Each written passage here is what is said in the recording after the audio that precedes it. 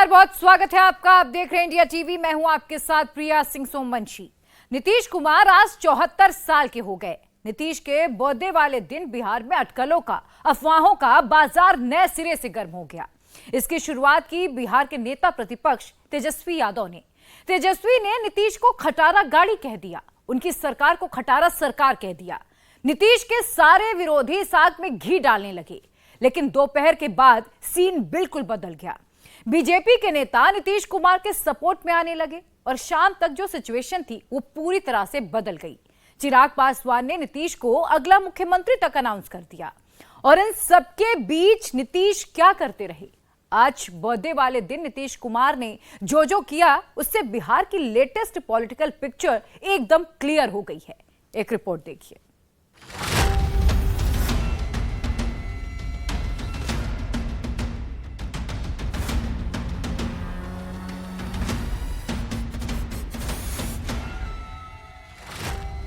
क्या नीतीश कुमार बहुत बीमार हैं?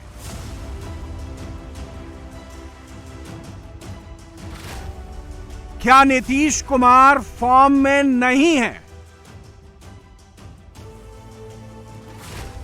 क्या नीतीश कुमार डरे डरे से हैं?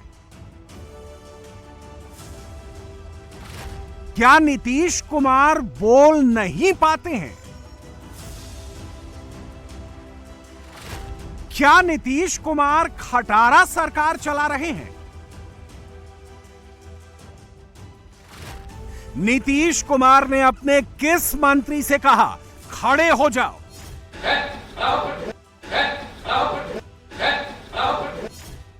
नीतीश कुमार बीमार नहीं हैं। नीतीश कुमार डरे हुए नहीं हैं। नीतीश कुमार पूरी तरह फॉर्म में हैं। इसका सबूत है पटना की ये तस्वीरें। बिहार से आई ये एकदम ताजा ताजा तस्वीरें हैं।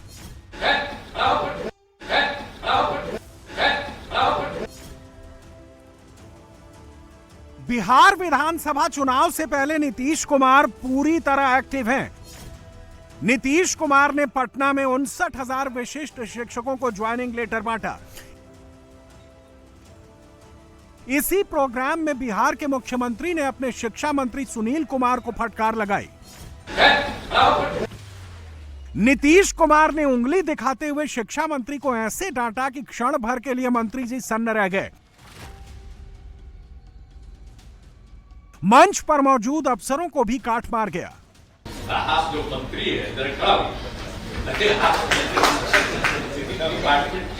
एकदम ठीक से सब जगह करवाइए, समझ गए ना?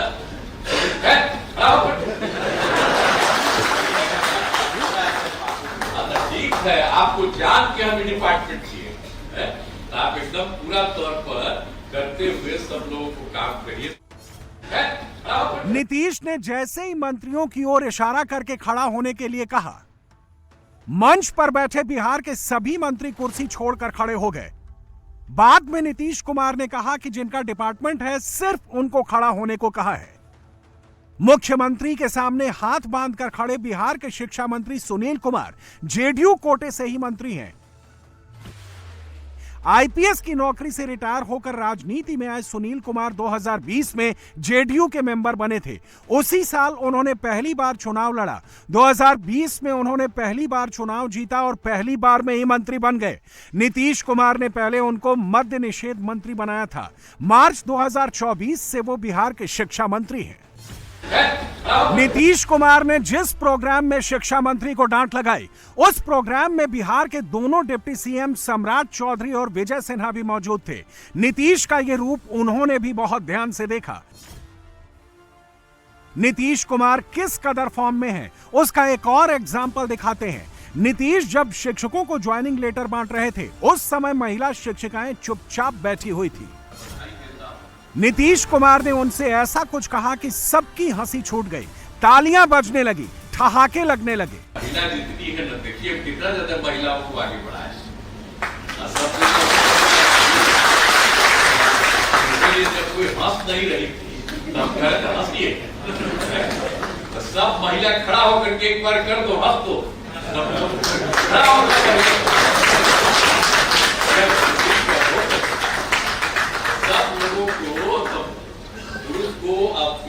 सबके लिए हम लोग करते हैं, जितना लोगों को बहाली करके और सबको करते हैं, सब कहा। अब पहले क्या था, पहले चलता तवा कुछ था, देखो वो महिला को कुछ था जी, कुछ खास था। अब हम ही लोग ने किए हैं, कितना ज्यादा कर दिए सब लोगों को करने के लिए, और सब जगह हो रहा है, बहुत अच्छी बात है। और मिल करके अब जब एकदम सब लोगों को, और अब तो हिंदू मुस्लिम अगर कोई जात का हो, अपर कास्ट हो, पिछड़ा हो, अति पिछड़ा हो, दलित हो, महादलित हो, मुस्लिम हो, सबके लिए हम लोगों ने काम किया है। कोशिश यही करते हैं कि पढ़े ठीक से, अब पढ़ाई ठीक से हो। अब बहुत अच्छी संख्या में सबकी पढ़ाई हो रही है, अब पढ़ रही है। नीतीश कुमार अपनी पॉलिटिकल शार्पनेस के लिए जाने जाते हैं। कब बोलना है, कब क्या बोलना है, कितना बोलना है और कब चुप रहना है, यह समझदारी ही नीतीश कुमार को नीतीश कुमार बनाती है।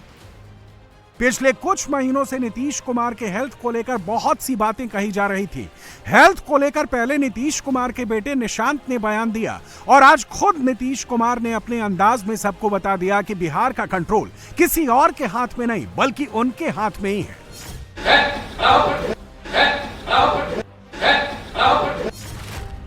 डांट खाने वाले मंत्री नीतीश की अपनी पार्टी के हैं, इसलिए इसमें कोई पॉलिटिकल रिस्क भी नहीं है।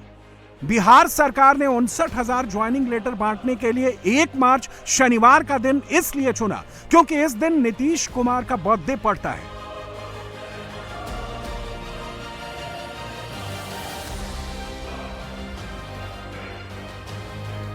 सोशल मीडिया पर मिले बर्थडे विश को पैमाना माने तो लगता है कि 74 साल की उम्र में भी नीतीश कुमार जबरदस्त डिमांड में हैं। प्रधानमंत्री नरेंद्र मोदी ने नीतीश कुमार को विश किया। गृह मंत्री अमित शाह ने नीतीश कुमार को विश किया। यूपी के मुख्यमंत्री योगी आदित्यनाथ ने नीतीश कुमार को बर्थडे विश किया। महाराष्ट्र के मुख्यमंत्री देवेंद्र फडणवीस ने नीतीश कुमार को शुभकामना संदेश दिया। मध्य प्रदेश के मुख्यमंत्री मोहन यादव ने भी नीतीश को विश किया। केंद्रीय मंत्रियों, सांसदों, विधायकों और बीजेपी संगठन के पदाधिकारियों ने भी नीतीश कुमार के लिए शुभकामना संदेश भेजे। नीतीश कुमार को राहुल गांधी का बर्थडे विश नहीं मिला। नीतीश को प्रियंका गांधी का मैसेज नहीं आया। नीतीश को कांग्रेस अध्यक्ष मल्लिकार्जुन खड़गे ने भी विश नहीं किया। संयोग से 1 मार्च को ही तमिलनाडु के मुख्यमंत्री एमके स्टालिन का बर्थडे पड़ता है। राहुल गांधी और मल्लिकार्जुन खड़गे ने स्टालिन को बर्थडे विश भेजा, लेकिन वो नीतीश कुमार को विश करना भूल गए। आज से साल भर पहले का सीन याद कीजिए। लोकसभा चुनाव से ठीक पहले नीतीश कुमार का मन बदल गया था और उन्होंने पलटी मार ली थी। इंडिया अलायंस के कोऑर्डिनेटर बनते बनते नीतीश एनडीए में चले गए थे और 28 जनवरी 2024 को 9वीं बार बिहार के मुख्यमंत्री की शपथ ले ली थी। नीतीश की उस पलटी ने ही 24 के चुनाव का रिजल्ट तय कर दिया था। अगर नीतीश नहीं पलटते तो 4 जून का रिजल्ट दूसरा होता। प्रधानमंत्री नरेंद्र मोदी को नीतीश कुमार की इंपॉर्टेंस अच्छे से पता है, तभी तो वो 74 साल के नीतीश कुमार को अपना लाडला मुख्यमंत्री बताते हैं। हमारे लाडले मुख्यमंत्री नीतीश कुमार जी, हमारे लाडले मुख्यमंत्री नीतीश कुमार जी। नरेंद्र मोदी खुलेआम ये संकेत दे चुके हैं कि आने वाला बिहार चुनाव नीतीश कुमार के नेतृत्व में ही लड़ा जाएगा। बिहार विधानसभा के फेस नीतीश कुमार ही होंगे, लेकिन औपचारिक तौर पर बीजेपी या एनडीए ने नीतीश कुमार को अपना सीएम कैंडिडेट अनाउंस नहीं किया है।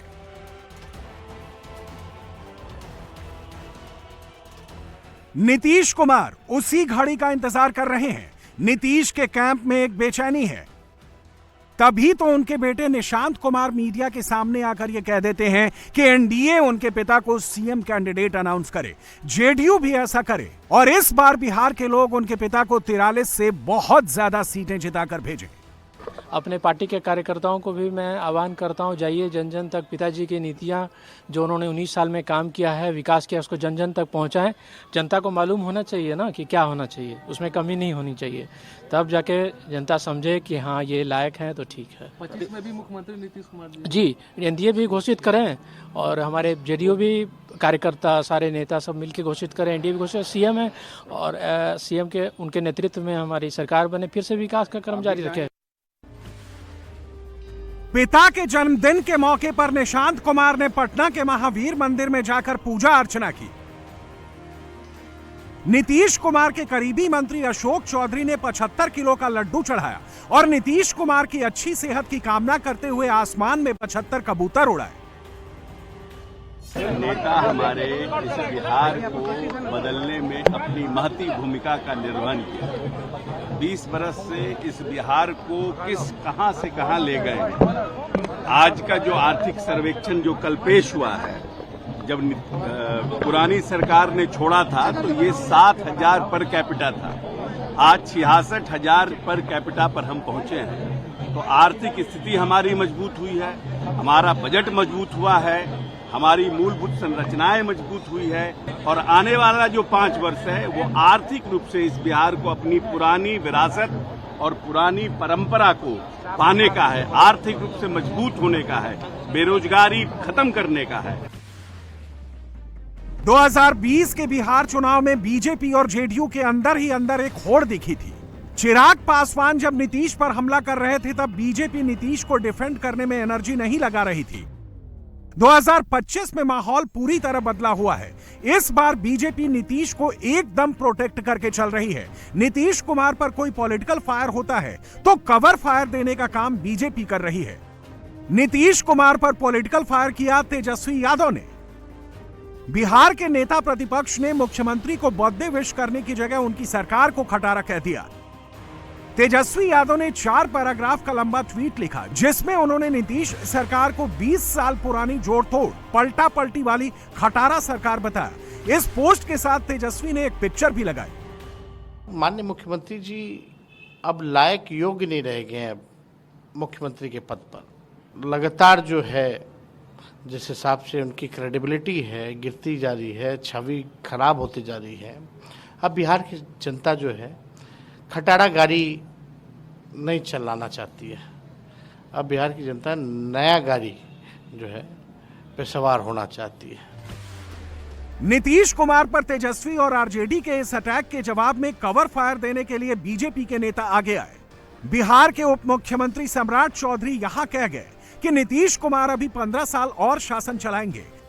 देखिए, अत्यंत ही दुर्भाग्यपूर्ण है कि लालू प्रसाद जी का परिवार लगातार नीतीश कुमार जी को गाली देने का काम कर रहा है और नीतीश कुमार जी अभी और 15 साल काम करने वाले हैं, चिंता मत।